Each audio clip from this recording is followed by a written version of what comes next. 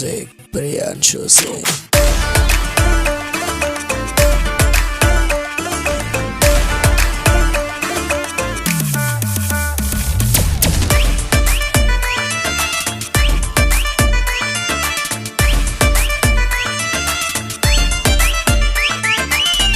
से अपन बजावेला सीटी गलिया में हमारा आके बजन तो भूत बचढ़ कपारे राख देला पगला के मेहर बनावे के खूब देखेला खइबा झाड़ू का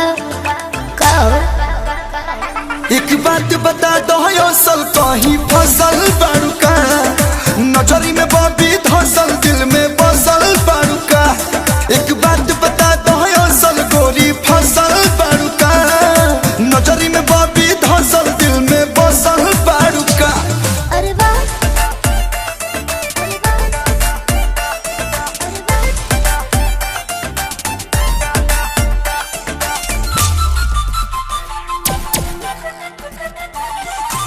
कैसे होत गुजारा बा खर्चा इतना सारा बा के करेला फाइनेंस ये बेबी पूछत हई अबारा बा का मतलब बा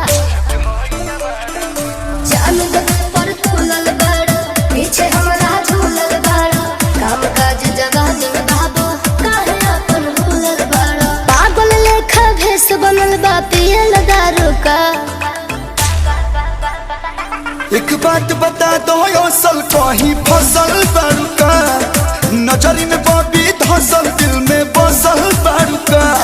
एक बात बता दो असल गोरी फसल बारू का नजरी में बबी धसल दिल में बसल बारू का।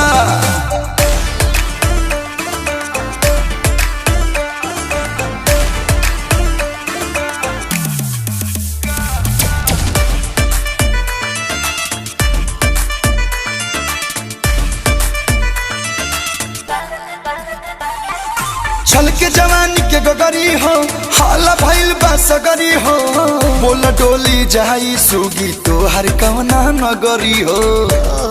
काहे चक्कर में बड़ा चक्करिया जी हो अभी मेरिया बाले बा मोहब्बत के कहा दे बा प्रिंस पीरिया सुर आलू प्यार मोहब्बत जाले बा फिसला के फसाई ले बा बहल जुगाड़ू का हो तोरा प्यार लबानी तोरा सल कहीं फसल बारू का नजरी में गोरी धसल दिल में बसल बारू का तोरा प्यार लबानी तोरा सल कहीं फसल बारू का नजरी में बबी धसल दिल में बसल बारू का। Tell me baby